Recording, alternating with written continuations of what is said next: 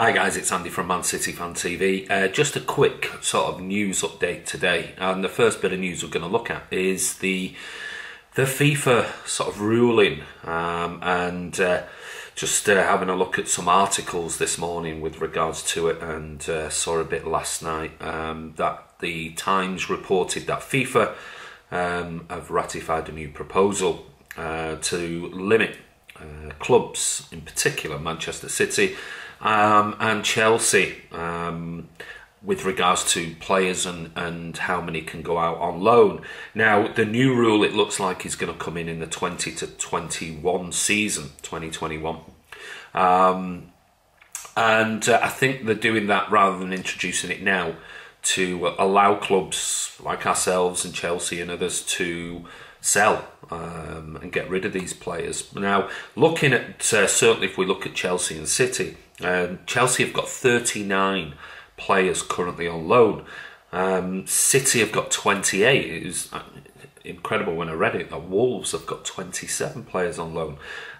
So it looks like over the next season or so we're going to have to, we already have started actually, is revising our policy on certainly the loan system. By, you can see the likes of Angus Gunn, Maffeo and others, where we've sold them, we've put release clauses, buyback clauses and things like that into the contract. So I think what we'll see is more and more players are going to be sold over the next 12 months to come in line with regards to that.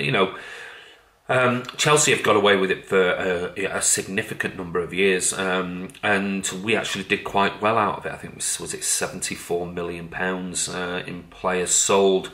A lot of those were players that were never going to get near the first team squad, and so is it a good thing? Well, not if you want to add it to the balance sheets, but at the end of the day, I don't know. It doesn't sit comfortable with me. It didn't when Chelsea were doing it for the last sort of 3, 4, 5 years, and it doesn't sit well with me either, with the fact that we've got 28 players on loan all over the place. So yeah, we'll see. We'll keep an eye on what's going on, and probably over the next 12 months we'll see a little bit more of City getting rid of these players. It's one thing to send a player on loan, and the discussions around Diaz and Foden should have gone on loan and things like that. I mean, that's perfectly fine, but I think to stockpile sort of 28, 38, 39 players out on loan, I don't think it's right. If you're going to do that, then sell them. It's that simple. So yeah, we'll see. But FIFA again, they're there. They don't like it, and they're clamping down on it. But we've got a couple of seasons before that happens. The next just bit of news was City and Tottenham had scouts at the weekend, the Genoa versus Sampdoria derby, watching a centre-back, Danish under-21 centre-back called Joachim Andersen. He's played 17 times already this season for Sampdoria. Now, he's played every international level from 15s through to 21s. He's 22 years of age. He turned 22 in May, I think. He's 6'4", big, tall, strapping sort of centre-back. Now, I think reading reports yesterday about this kid, I think United and several others have been watching him as well. City have watched him on more than one occasion. Now, Sampdoria, it looks like, will need to sell in the summer to bring in some money, and this is him and another kid. Looks like they might be the ones that potentially are going to be sold. He's saying he's one of the brightest prospects, young prospects playing in Serie A at the moment.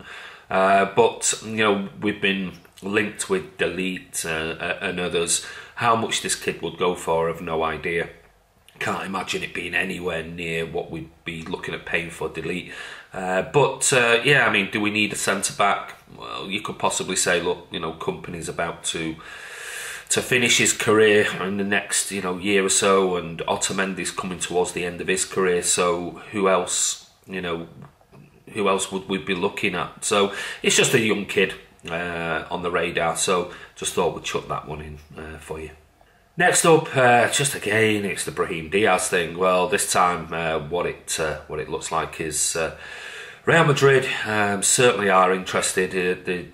Rumours are, and Goal this morning were reporting that there's definitely been no contact between the clubs, but the rumours are that Diaz has agreed to go to Real Madrid.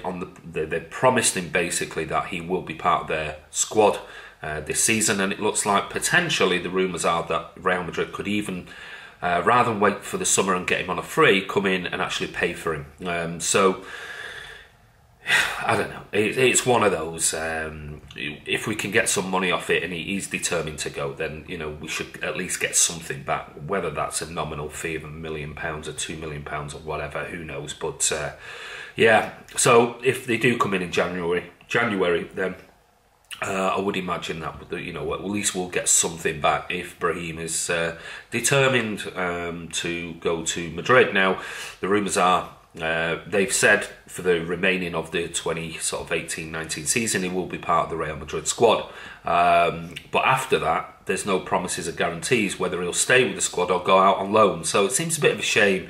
I don't know, I just can't see him getting many appearances, but at the end of the day, he's a young kid. He's got to make a decision, just like Sancho did. And City have done everything, I think, to try and keep him. He's going to struggle to get game time at Man City, let's be honest. So all we can do is wish him the best of luck. He's a great young kid. Maybe he could have stuck around for another year and tried to force his way into the team, but he's entitled to do whatever he wants. So we can only wish him good luck in the future. Be interested to see if there's a buyback clause in that particular deal. But if it's going to be January, let's get some money back. Next up, this is just a little bit of gossip. Sergio Aguero apparently has told friends he's buying the top 2 apartments and a new build on Deansgate. It's going to be the 5th highest apartment block or building in the UK, and he wants to buy the top 2 apartments and knock through and make it one big penthouse. He mentioned in an interview, it's a 65-storey apartment, and he said, when asked about it, he said he really enjoys the city. He really enjoys it because he feels like he's got freedom here. He can walk around, he doesn't get pestered, he can go for a meal without people crowding all around him. He said it's different to what it was like in Madrid, where you were constantly pestered all the time. He said in Argentina's even worse. He said you can sit down, you can have a meal, people can clearly see who you are, and what they'll do is they'll wait until you finish your meal and then politely come across and politely ask for, if it's possible, for a photograph with him. And he said, the fans in Manchester are very, very polite. He said his experiences back in Argentina and Madrid, people in mid-flow, in the middle of a meal, would come over without even asking and take a picture with him. And he said, he really enjoys this part of the city. So the apartments are going to cost him around about £4 million. So big investment, a huge investment. He's currently living in Alderley Edge, I think, in Cheshire. So could he stay on beyond this contract? Or is it an investment? Who knows? But anyway, just a little bit of gossip on Sergio. It's good to see that he likes the city. Anyway. And finally, bit of good news that's in the press, and it's a shame that other sort of newspapers and things don't pick up on this, and it shows you again what a wonderful person Raheem Sterling is. He's joined the campaign to find a stem cell donor for a young kid, a 12-year-old lad, currently in hospital in London, called Damari Dawkins. He's a member of Crystal Palace's elite development team. He's only a young kid, but it seems that he's come out of remission, sadly, and he's desperate to provide a match. And Raheem, after the game, when the City team returned back from the Lyon match, he had a day off, and him and his girlfriend Paige went down to London to visit this kid. And yeah, he's he said, Damar is a bright kid, they're a very nice family, and I want to do everything I can to help. So he's looking and appealing for donors from the African Caribbean heritage to come forward and have tests. The African Caribbean Leukemia Trust are urging the public to join the stem cell register. He was diagnosed with cancer 3 years ago, but blood tests over the summer have shown that it's come back. So it's a brilliant thing that Raheem Sterling is doing. What we'll do is we'll put the link to there, so if you want to go on there onto the donor list, then please we'll put a link to the website to join the stem cell register.